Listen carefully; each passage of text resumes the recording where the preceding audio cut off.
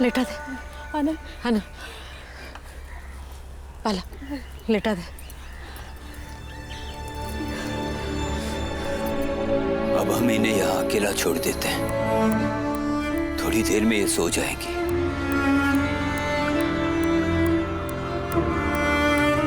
आइए।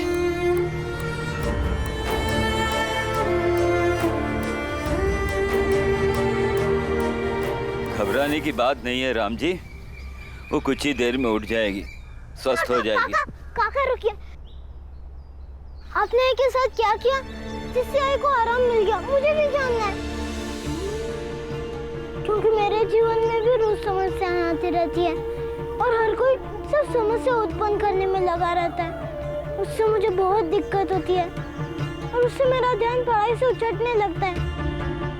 बताइए ना, ताकि मैं अपनी तकलीफ से निकलकर अपना ध्यान पढ़ाई पर दे सकूं,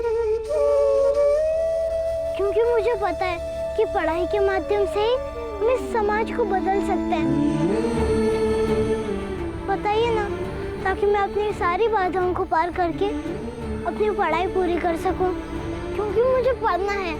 संसार में जितनी भी पढ़ाई है वो सब पढ़ना है, लेकिन बाधाएं बहुत हैं। लेकिन मुझे ऐसा लगता है कि इन बाधाओं से निकलने का रास्ता आपके पास है।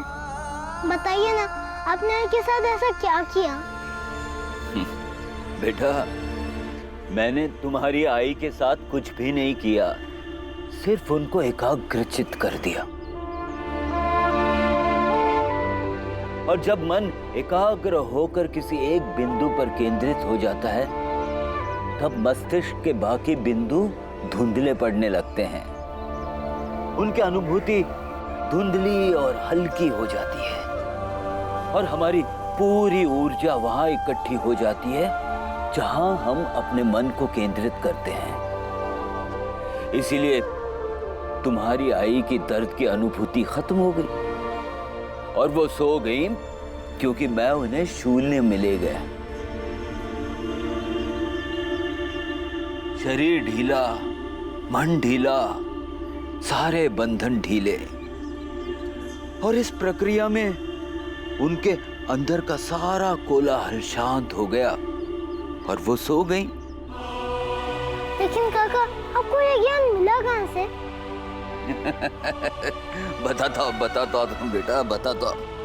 बेटा, 1857 में मैं अंग्रेजी सेना का सिपाही था और एक युद्ध में घायल होकर एक खेत में पड़ा था। मेरी पलटन मुझे छोड़कर चली गई थी। तभी कहीं से एक बौद्ध भिक्षुक वहां आया और उसने मेरी शल्य चिकित्सा की। उस दौरान जब मुझे बहुत दर्द होता था, तब उसने मुझे इसी तरह दर्द से मुक्ति दिलवाई और मेरा इलाज करके स्वस्थ किया। भीमराव, सबसे मूल चीज है एकाग्रता। तुम एक विद्यार्थी हो और विद्यार्थी के लिए एकाग्रता वैसे ही जरूरी है जैसे बारिश के लिए पानी। मुझे इस बात की खुशी है तुम इस कोलाहल में भी अपनी पढ़ाई को लेकर चिंतित हो और उसे पूरा करने के लिए प्रयत्न भी कर रहे हो। विद्यार्थी के ऐसे लक्षण उसे ऊंचे ओहदे पर ले जाते हैं।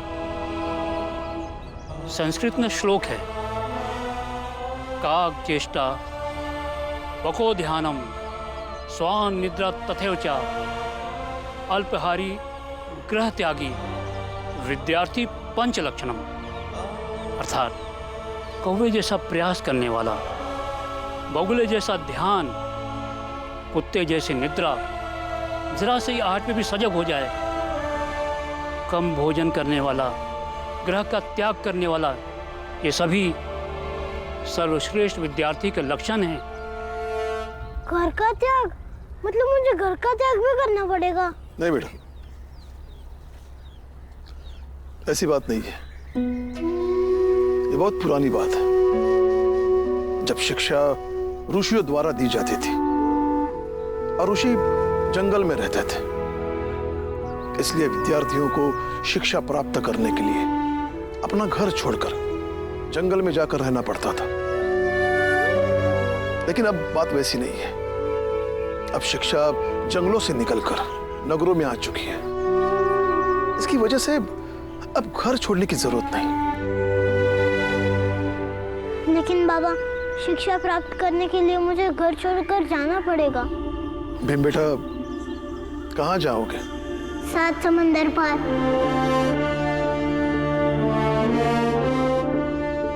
मुझे वहां जाकर पढ़ना है। मुझे भी वो शिक्षा लेनी है जिसे लेकर मुट्ठी भर गोरे लोग हमारे देश पर शासन करते हैं। लेकिन उनकी शिक्षा लेकर मैं इस देश पे शासन नहीं करूंगा, लेकिन अपने लोगों को इस शासन में हिस्सेदार तो बना पाऊंगा ना, ताकि आगे से ना तो कोई हमारा कुआं रोक पाए और ना ही रास्ता।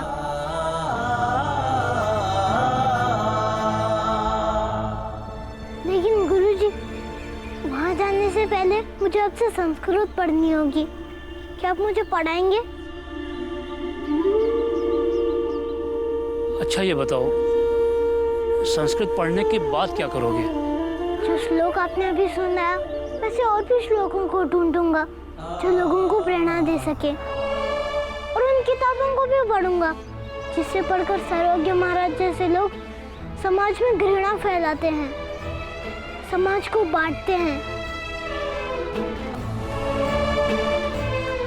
अगर लड़ाई जीतनी है तो दुश्मन के हथियार के बारे में पता होना चाहिए, और सर्वज्ञ महाराज जैसे लोगों का मुख्य हथियार उनकी किताबें होती है।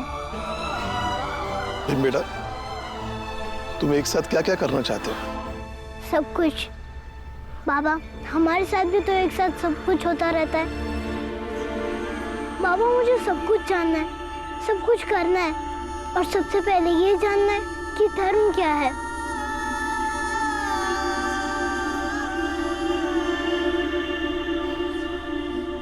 आजा, बताता हूँ। बैठ। भीम बेटा, धर्म 2 प्रकार के होते हैं।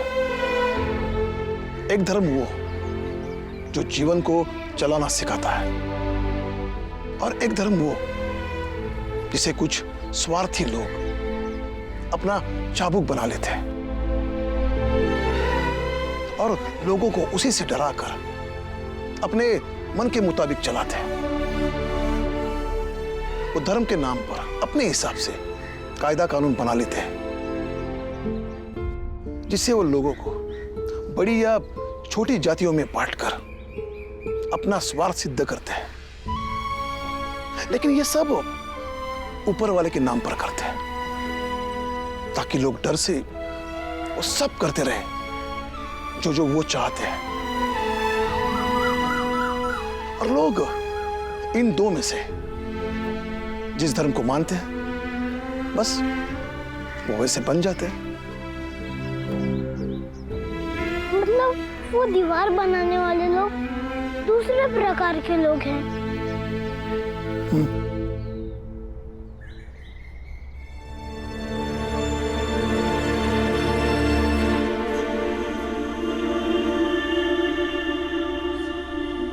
इन दीवारों को बनाने से रोकना होगा। धीरे धीरे समस्या बढ़ती जा रही हैं। हमें कुछ हल निकालना होगा। मेरे पास इन समस्याओं का हल है, लेकिन मुझे ये नहीं समझ में आ रहा है कि होगा कैसे। क्या? जो प्रशासन व्यवस्था अपनी मर्जी से हमारे साथ नहीं आ पाई, मजबूरी में हमारे साथ आ जाए तो हमारा काम हो सकता है। लेकिन ये कैसे होगा? यही तो नहीं समझ में आ रहा है। कोई विकल्प नहीं सोच रहा है। प्रशासन के लोग ऊंची जात के खिलाफ नहीं खड़े होंगे। गुरुजी, एक तरीका है। क्या?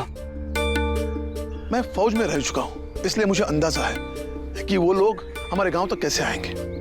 कैसे?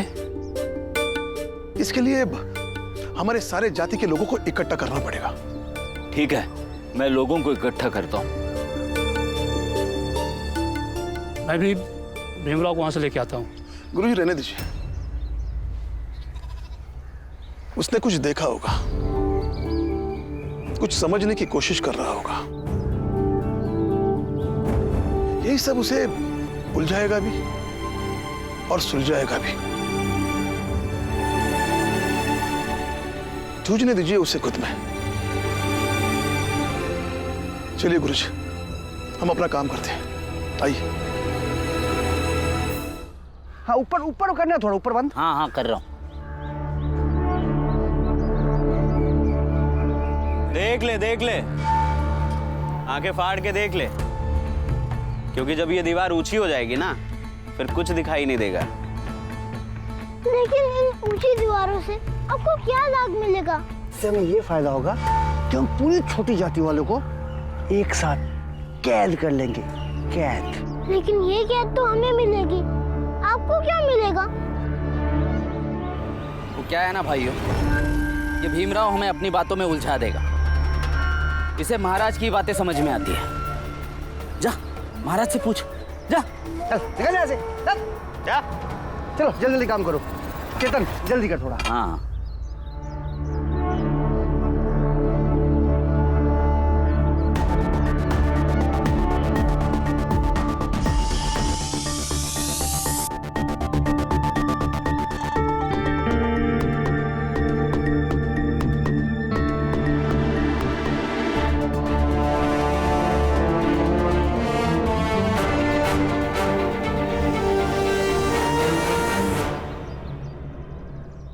क्या है?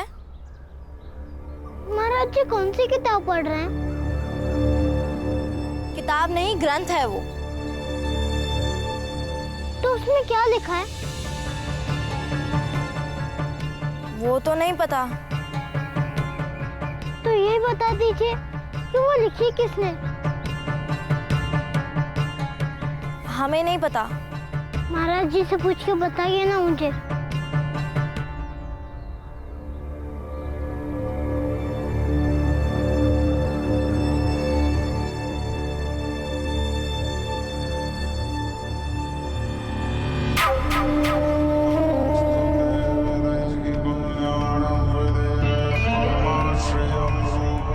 बोलो,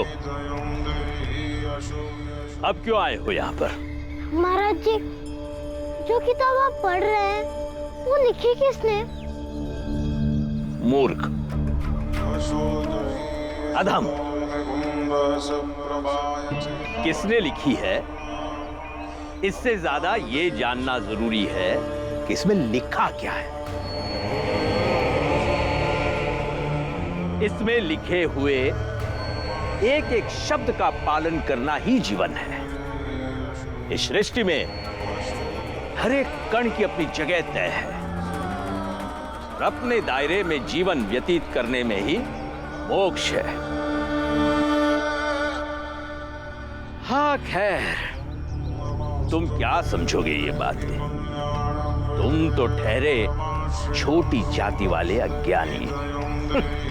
मुझे नहीं पता, लेकिन मैं बस ये जानना चाहता हूँ कि वो किताब लिखी किसने।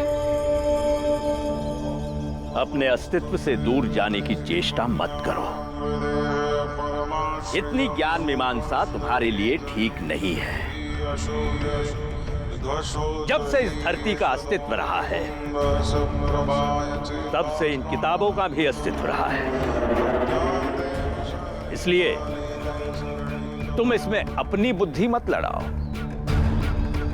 तुम जिस वर्ण में पैदा हुए हो वो तुम्हारा अस्तित्व है, उसे स्वीकार करो, ना कि दूसरों पर सवाल करो। महाराज जी, मेरे मन में तो कई सवाल हैं और मुझे ऐसा लगता है कि उन सवालों के जवाब सिर्फ आप ही दे सकते हैं। एकांत में सवाल पूछने के लिए आज्ञा दें। मुझे महाराज जी से अकेले में बात करनी है, एकांत में।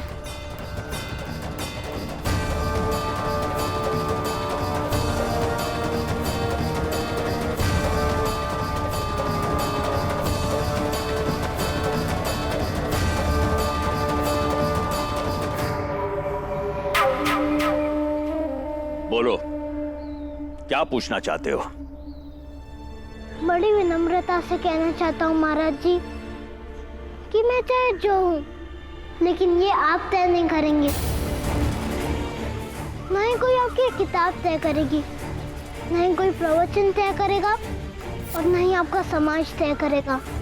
फिर कौन तय करेगा? हम तय करेंगे। आज तय करें, कल तय करें या सालों बाद तय करें, लेकिन तय हम ही करेंगे। क्योंकि खुद को समझना और उसके अनुसार खुद को तय करना हम सीख रहे हैं। हो सकता है तब तक हम में से किसी का अस्तित्व रहे या ना रहे, लेकिन हमारा बदलाव चलता रहेगा। और इस बदलाव में ये किताबें भी बदलेंगी। और हो सकता है कि इस बदलाव में कुछ किताबों का अस्तित्व ही खत्म हो जाए, जिसमें समानता का, न्याय का, करुणा का, प्रेम का जिक्र ही ना हो। क्योंकि उस वक्त जिस किताब में इन सब चीजों के बारे में लिखा रहेगा, वही उस वक्त का सबसे बड़ा ग्रंथ रहेगा। ये बात मुझे आज मेरे बाबा और गुरुजी ने बताई, तो मैंने सोचा कि मैं आपको आकर बता दूं, क्योंकि आपकी कही हुई बातें लोग आंख और कान बंद करके भी मान लेते हैं, और ये सबसे ज्यादा आपको समझनी चाहिए। छोटे हो, ना समझ हो। ना समझ होता तो उन दोनों लड़कियों को यहाँ से जाने नहीं कहता, क्योंकि उन दोनों के सामने अगर मैं कुछ कहता तो आपको लगता कि मैं आपका अपमान कर रहा हूँ, और मैं यहाँ आपका अपमान करने नहीं आया। आत्मा और परमात्मा को जिन्होंने एक कर दिया है, उनके लिए कैसा मान, कैसा सम्मान, कैसा अपमान। किंतु तुम नहीं समझ पाओगे। आत्मा, परमात्मा, इनको अगर समझना है तो एक संकल्प लेना होगा। अपने तन और मन को एकाग्र करके एक गहरे चिंतन में डूबना होगा। अरे बड़े बड़े लोगों को ये बातें समझ में नहीं आई। तुम तो ठहरे छोटी जाति के अज्ञानी। तुम क्या समझोगे ये बातें?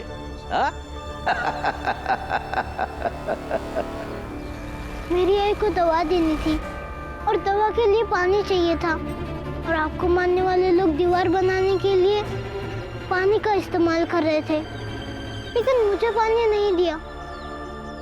अगर यही आपके चिंतन का निचोड़ है तो ये गलत है।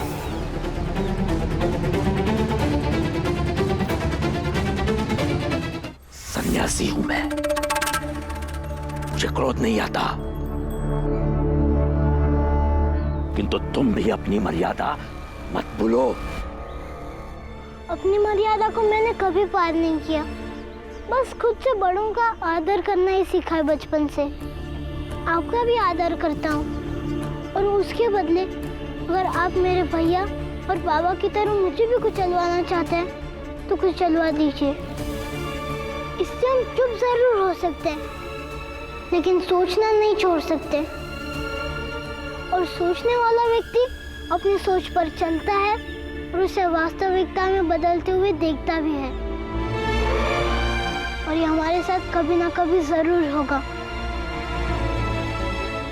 सोचते ही रह जाओगे, होगा कुछ भी नहीं, कुछ नहीं बदलेगा। हम ऐसे ही रहेंगे, हमारी किताबें ऐसी ही रहेगी, सीख देती रहेगी आने वाली पीढ़ियों को कि हम जैसों को कैसे रहना है, और आप जैसों को कैसे रखना है। तो ऐसी किताब लोग पढ़ना ही छोड़ देंगे।